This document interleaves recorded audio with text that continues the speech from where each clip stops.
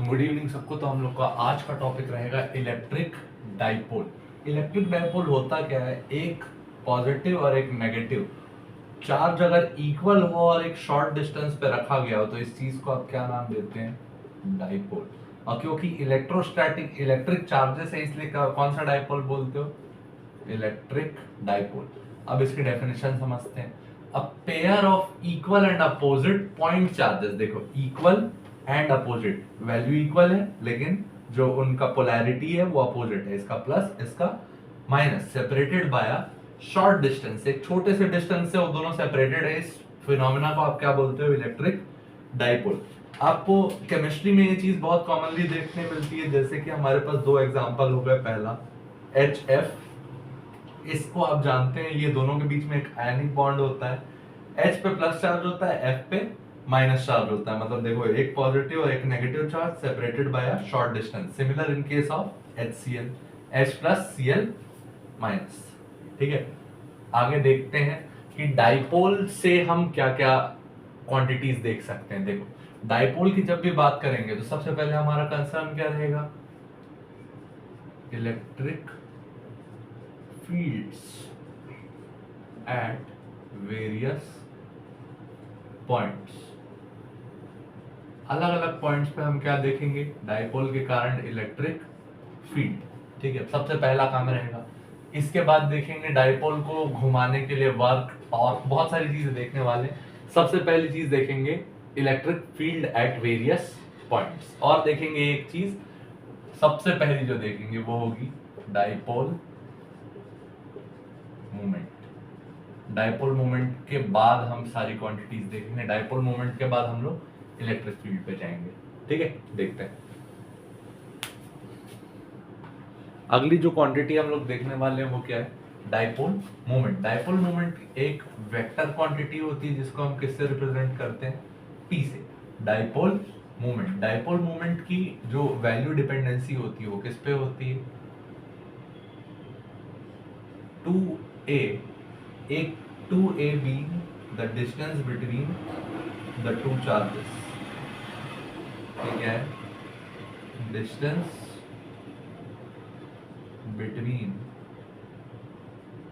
two charges, दो charges के बीच की दूरी, और किसी भी एक चार्ज का मैग्नीट्यूड, लेकिन वैल्यू कैसे रहेगी, प्लस ए प्लस क्यू। ये क्या हो गया, मैग्नीट्यूड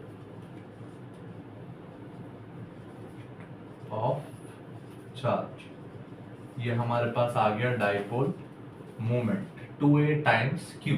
और इसकी डायरेक्शन हमेशा कहां से कहां रहेगी, नेगेटिव चार्ज से पॉजिटिव चार्ज की तरफ, मतलब from negative charge towards positive charge. ठीक है, ये रहेगी डाइपोल मोमेंट की डायरेक्शन। अब इसकी डेफिनेशन भी लिख लेते हैं। डेफिनेशन क्या होगी, the numerical product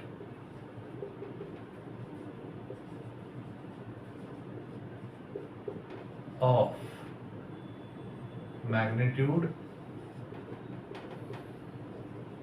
of positive charge and distance between charges pointed from negative to positive charge. Negative charge से पॉजिटिव चार्ज की तरफ किसका किसका किसका मल्टीप्लिकेशन है, मैग्नीट्यूड ऑफ पॉजिटिव चार्ज और distance of sorry and distance between the charges. ये दो चीजों का क्या है, प्रोडक्ट, डाइपोल मूवमेंट। आगे देखते हैं। देखो ये हम लोग देखने वाले हैं एप्लीकेशन ऑफ डाइपोल मूवमेंट। अभी अभी देखा डाइपोल किसको बोलते हो, कि अगर एक पॉजिटिव और एक नेगेटिव इक्वल चार्ज को शॉर्ट डिस्टेंस पर रख दिया जाए, शॉर्ट डिस्टेंस का नाम 2 है, तो इस फिनोमेना को डाइपोल बोलते हो। डाइपोल मूवमेंट निकालने का तरीका, पॉजिटिव चार्ज को रखो और उन दोनों के बीच के डिस्टेंस से क्या कर दो, मल्टीप्लाई। इन दोनों के बीच के डिस्टेंस को क्या पढ़ते हो, 2a। मतलब इनके बीच में एक इक्विडिस्टेंट पॉइंट है जिससे दोनों चार्जेस ए और ए दूरी पे है। ठीक, डायपोल मोमेंट एक वेक्टर क्वांटिटी है जिसकी डायरेक्शन हमेशा कहां से कहां होती है, from negative charge to positive charge. ठीक, अब देखो इस पे क्वेश्चन है, if two charges plus minus 20 nano coulomb, N का मतलब नैनो, देखो पहला चार्ज है प्लस 20 नैनो कूलम और दूसरा चार्ज है माइनस 20 नैनो कूलम, कितने सेपरेशन है उन दोनों के बीच का, सेपरेशन का नाम 2a, 5 mm का सेपरेशन है। तो आपके पास जो डाइपोल मोमेंट है, डाइपोल मोमेंट होता क्या है, डाइपोल मोमेंट देखो ये हो गया P equal to Q times 2a। तो यहाँ चार्ज की वैल्यू कितनी हो गई, देखो 20 नैनो कूलम जितना चार्ज दिया हुआ है, चार्ज पता है हमको, और उन दोनों के बीच का डिस्टेंस कितना हो गया 5 mm। लेकिन अब बात करेंगे डाइपोल मोमेंट की यूनिट की। तो देखो यूनिट की जैसे ही बात करेंगे तो यूनिट बनाते हैं इसकी, क्या बनेगी, देखो चार्ज है तो चार्ज की यूनिट क्या हो गई कूलम, और दोनों के बीच का डिस्टेंस है तो डिस्टेंस हमेशा किसमें नापते हो आप, मीटर। तो यूनिट क्या होगा डाइपोल मोमेंट की, कूलम टाइम्स मीटर। ठीक है, और डायमेंशन क्या हो गया, डायमेंशन कूलम टाइम्स मीटर। ठीक है, Q टाइम्स 2a यहाँ हो गया। अब Q की वैल्यू डाल देते हैं, देखो नैनो कूलम में तो इसको कन्वर्ट कर लेते हैं, नैनो के लिए क्या होता है 10 पावर माइनस 9, नैनो हट गया, सिर्फ क्या रह गया कूलम। उसके बाद 5 mm है तो मिलीमीटर के लिए क्या कन्वर्जन रेट रहेगा, मीटर के लिए 5/1000 क्या हो गया ये मीटर। अब इसको सॉल्व कर लेते हैं, देखो ये हो गया कूलम और मीटर बनने, अब इसको मल्टीप्लाई कर लेते हैं, हमारे पास आंसर आ जाएगा 20 into 10 power minus 9 into 2a कितना है 5 इंटू 10 के पावर में कितना -3, वैल्यू कितना है 25 100 इंटू -9 -3 कितना हो गया 10 पावर -12, ये 2 0 कट गया, वैल्यू कितनी है 10 पावर -10 कूलम मीटर, किसकी वैल्यू डाइपोल मोमेंट की। और इसकी डायरेक्शन किधर से किधर रहेगी, from negative charge towards positive charge, value कितनी आई 10 to the power -10 coulomb metre, from negative charge to positive charge, from negative to positive. ठीक, ये हो गया हमारे पास फर्स्ट क्वेश्चन। इसमें हमारे पास बेसिक्स थे, मोमेंटम की डेफिनेशन क्या होती है, magnitude of charge times distance between the charges, direction from negative to positive. अगला क्वेश्चन देखते हैं, एक और देखेंगे। हाँ, अगला क्वेश्चन हमारे पास है, a system of two charges, हमको पहले ही पता है डाइपोल के लिए कम से कम कितने चार्जेस होने चाहिए, दो, दोनों कैसे होने चाहिए इक्वल, तो क्यू ए पढ़ते ही plus 2.5 into 10 to the power -7 coulomb, तो क्यू भी अपने पता था कि यहाँ साइन क्या होगा माइनस, क्योंकि एक पॉजिटिव एक नेगेटिव होना कंपलसरी है। अब ए को कहाँ रखा गया, आप देखो यहाँ तुमको 3D एक्सिस दिया हुआ है, ए कॉमा बी कॉमा सी, तो इस केस में 3D एक्सिस बना लिए, ये तुम्हारा x एक्सिस, ये तुम्हारा y एक्सिस और ये तुम्हारा z एक्सिस। अब देखते हैं x में कोऑर्डिनेट क्या है 0, मतलब ओरिजिन पे आ गया, y में कोऑर्डिनेट क्या है 0, मतलब ओरिजिन में आ गया, z में कोऑर्डिनेट क्या है -15, तो देखो z कहाँ -15 किधर जाएगा, इधर प्लस उधर माइनस, मतलब जो QA रखा हुआ है ये कहाँ रखा हुआ है 0, 0, -15 पे, और QA, और उसके बाद QB कहाँ रखा हुआ है 0, 0, +15 पे, मतलब 0, 0, इधर मिल गया आपको QB 0, 0, +15। ठीक, अब देखो ये आपके पास डाइपोल बन गया, QB आपका कैसा था नेगेटिव था, QA कैसा था पॉजिटिव था, तो डायरेक्शन हमने डिसाइड कर ली क्या B2A, क्योंकि डाइपोल मोमेंट की डायरेक्शन क्या होती है negative charge to positive charge, z axis में प्लस से डायरेक्शन की ओर जाते हुए क्या रहेगा डाइपोल मोमेंट का डायरेक्शन।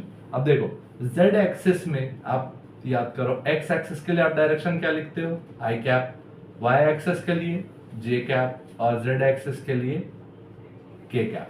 ठीक है, तो अगर जीरो से प्लस की तरफ जा रहे हो तो प्लस आई रहता है, जीरो से प्लस वाई की तरफ जा रहे हो तो प्लस जे रहता है, जीरो से प्लस जेड की तरफ जा रहे हो तो प्लस के रहता है। लेकिन अगर आप जीरो से नेगेटिव एक्स की तरफ जा रहे हो तो क्या होगा, minus I cap, minus J cap और माइनस के कैप। और फिलहाल हमको ये दिख रहा है कि हमारी डायरेक्शन क्या है, पॉजिटिव जेड से नेगेटिव जेड। तो नेगेटिव पॉजिटिव जेड से प्लस जेड से माइनस जेड की तरफ जब जाएंगे तो हमारा वेक्टर कौन सा बनेगा, माइनस के कैप। ठीक है, एक्स और वाई का काम ही नहीं है क्योंकि एक्स और वाई में कोऑर्डिनेट ही नहीं है। ठीक, ये हो गई बात। तो अब देखते हैं, ये हो गई हमारे पास डायरेक्शन मिल गई माइनस के कैप। अब हमको इसका मैग्नीट्यूड निकालना है, मैग्नीट्यूड निकाल लेते हैं, Q इंटू टू ए। पी क्या हो गया, Q टाइम्स 2a। Q क्या है, चार्ज, चार्ज कितना है 2.5, 2.5 इंटू 10 पावर माइनस 7। और उन दोनों के बीच का डिस्टेंस देखो, जीरो से ये -15, ये जीरो से +15, तो इधर 15 और इधर 15, टोटल कितना डिस्टेंस हो गया 30। ये क्या हो गया 2 टाइम्स ए। 30 क्या है, सेंटीमीटर, सेंटीमीटर है मीटर में बदल लेते हैं, 30/100 मीटर 2 है, लगा देते हैं 2.5 इन 10 टू पावर माइनस 7 इंटू 30, अब 30 इंटू 10 पावर कितने जीरो है 2 माइनस 2।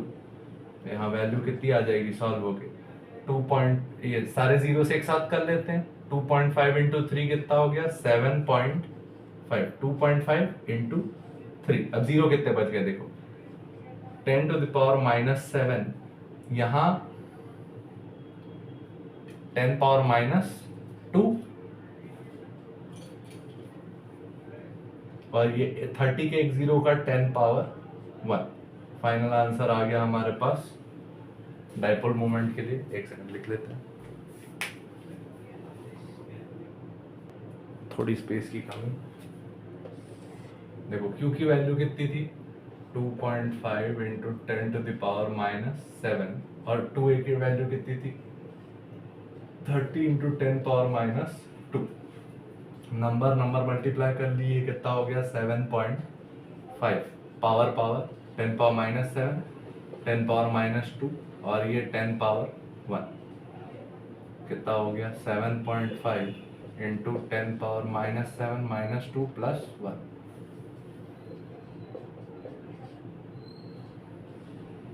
यूनिट क्या थी Q इंटू 2a, ये हो गया कूलम्ब, डिस्टेंस के लिए हो गया मीटर, कूलम्ब इंटू मीटर, ये आ गया आपका आंसर। लेकिन साथ में आपको डायरेक्शन भी बतानी थी, तो डायरेक्शन कहाँ हो गई माइनस के कैप। तो ये पूरा डाइपोल मोमेंट का वेक्टर क्या बताएगा 7.5 इंटू 10 पावर माइनस 8, कौन से डायरेक्शन में, नेगेटिव, के कैप, यूनिट क्या है कूलम्ब मीटर। ये आपका रहा फाइनल आंसर डाइपोल मोमेंट के लिए, और ये रहा डाइपोल मोमेंट का वेक्टर बेस्ड क्वेश्चन। ठीक,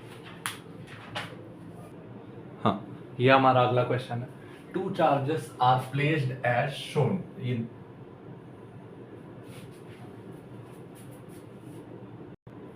ये हमारे पास अगला क्वेश्चन है, three charges are placed as shown, find the dipole moment of the arrangements.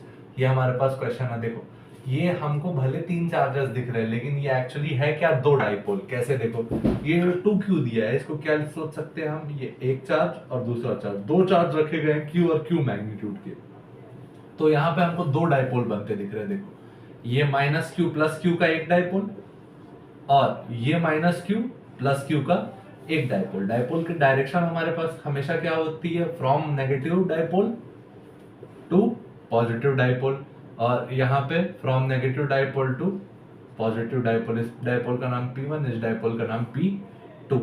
दोनों का मैग्नीट्यूड और डायरेक्शन देख लेते हैं। देखो, इसका डायरेक्शन ये आया मैग्नीट्यूड P1, दूसरे वाले का क्या आया, इस डायरेक्शन में आया, मैग्नीट्यूड P2। P1 का मैग्नीट्यूड क्या होगा, Q इंटू, देखो डिस्टेंस कितना है इन दोनों के बीच का, हम हमेशा लिखते हैं क्या 2a, लेकिन ये 2a क्या सिग्निफाई करता है, डिस्टेंस बिटवीन द चार्जेस। जो यहाँ 2a की वैल्यू क्या हो गई, d, तो यहाँ पे देख लेते हैं P1 की वैल्यू क्या हो गई, चार्ज इंटू डिस्टेंस, ठीक है। और डायरेक्शन अगर x y z में देखेंगे तो क्या हो जाएगा, देखो ये x एक्सिस, ये y एक्सिस, तो इधर अगर जाते तो प्लस आई कैप और इधर जाते तो माइनस आई कैप, तो डायरेक्शन क्या हो गई, q into D into minus I cap, ये डायरेक्शन हो गई। और सेकंड वाले के लिए क्या हो जाएगा, देखो माइनस जे कैप, सॉरी माइनस जे कैप, देखो ये y डायरेक्शन में था ना, P1 कौन से डायरेक्शन में है, y डायरेक्शन में है, और जो P2 है वो कौन से डायरेक्शन में है, नेगेटिव x डायरेक्शन में। ये हो गया माइनस जे कैप और ये हो गया माइनस आई कैप। P2 का वैल्यू क्या हो गया, Q इंटू डिस्टेंस फिर से कितना है d, इस बार डायरेक्शन क्या रहेगी P2 के लिए, माइनस आई कैप। इससे हमारे पास P1 P2 दोनों की वैल्यू आ चुकी है। देखो ये हो गया डाइपोल नंबर 1, डाइपोल नंबर 1 की वैल्यू है Q minus Q D along J cap, और डाइपोल 2 की वैल्यू क्या है, Q D अलॉन्ग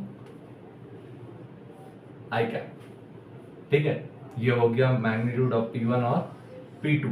लेकिन अब इन दोनों के कारण क्या बनेगा, एक रिजल्टेंट वेक्टर बनेगा। रिजल्टेंट वेक्टर के लिए हम एक नया डायग्राम बना लेते हैं ताकि चीजें अच्छी रहे। हाँ देखो, डायपोल मोमेंट 1 इधर, डायपोल मोमेंट 2 इधर, फिर रिजल्टेंट इन दोनों काइंड किधर बनेगा, ये डायरेक्शन में।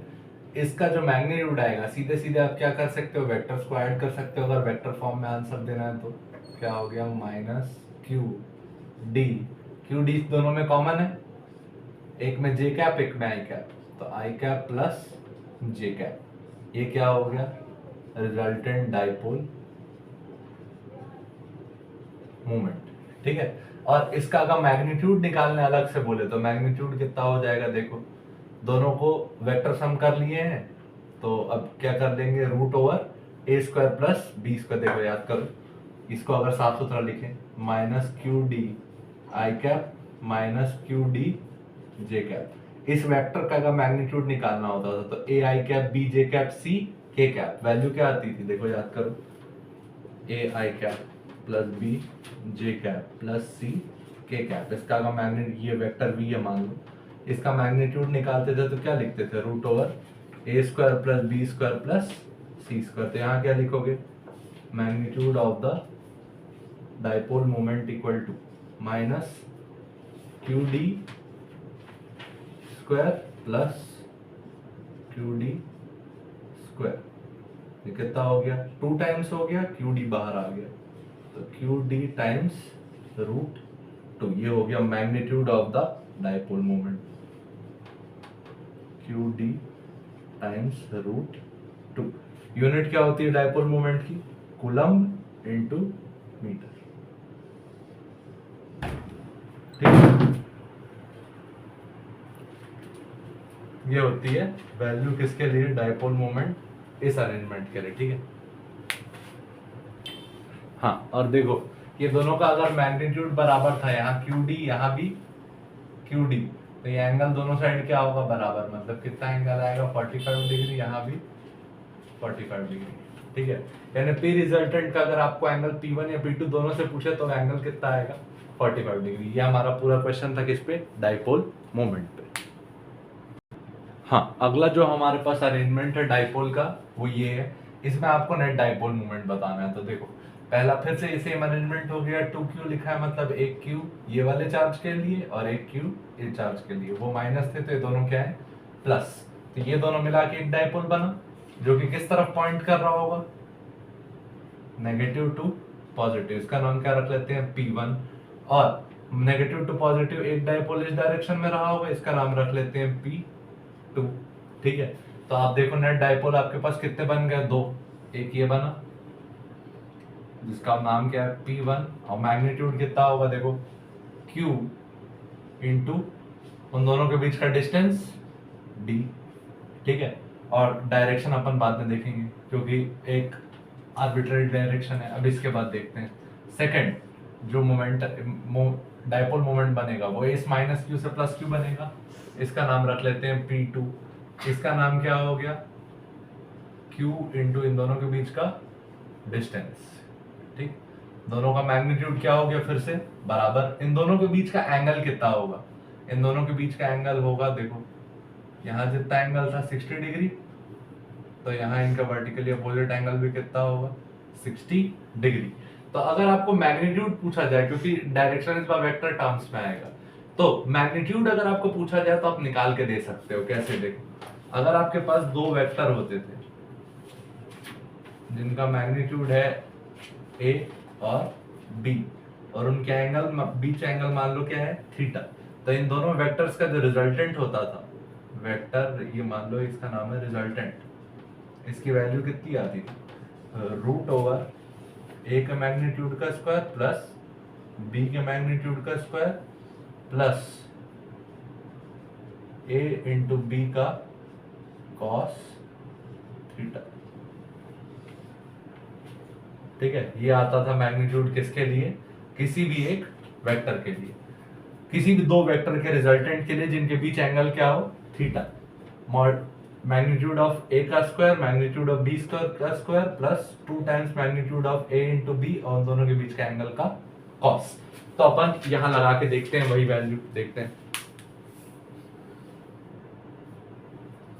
देखो ये आ गया हमारा P, रिजल्टेंट वैल्यू क्या आएगी, दो वेक्टर्स को जोड़ा जा रहा है तो रूट ओवर P1 के मैग्नीट्यूड का स्क्वायर प्लस P2 के मैग्नीट्यूड का square plus 2 P1 P2 cos theta डाल देते हैं। P1 का मैग्नीट्यूड कितना देखो Q इंटू D, P2 का मैग्नीट्यूड क्या है Q इंटू D का स्क्वायर 2 टाइम्स QD दो बार मल्टीप्लाई हो जाएगा P1 P2 में, तो इसका स्क्वायर और उसके दोनों के बीच के एंगल का कॉस। कॉस का एंगल कितना है 60, यहाँ भी स्क्वायर, ये क्या हो गया देखो QD का स्क्वायर कॉमन हो गया तो बाहर आ गया QD, देखो यहाँ भी कॉमन यहाँ भी कॉमन यहाँ भी कॉमन, तीनों जगह कॉमन था तो QD बाहर आ गया, बच गया क्या 1 प्लस 1 प्लस 2। cos 60 की वैल्यू क्या होती है, cos 60 की वैल्यू होती है 1/2, ये कैंसल हो गया, वैल्यू कितनी आ गई Q times D 1 plus 1 plus 1 मतलब कि √3 टाइम्स QD। ये किसका मैग्नीट्यूड आ गया, रिजल्टेंट डाइपोल मोमेंट का, √3 टाइम्स Q इंटू D, ठीक है। ये हो गया अरेंजमेंट्स के लिए डाइपोल मोमेंट। अगला जो हमारा टॉपिक रहेगा वो रहेगा इलेक्ट्रिक फील्ड किसके लिए, डाइपोल के लिए, कि अलग अलग पॉइंट्स पर इलेक्ट्रिक फील्ड कितनी होती है देखते हैं, ठीक है। हाँ तो वैसे ये वीडियो काफी लंबा हो गया, तो इलेक्ट्रिक फील्ड वाली जो वीडियो रहेगी वो नेक्स्ट में रहेगी, ठीक है। नेक्स्ट में देखिए। Like share subscribe bro.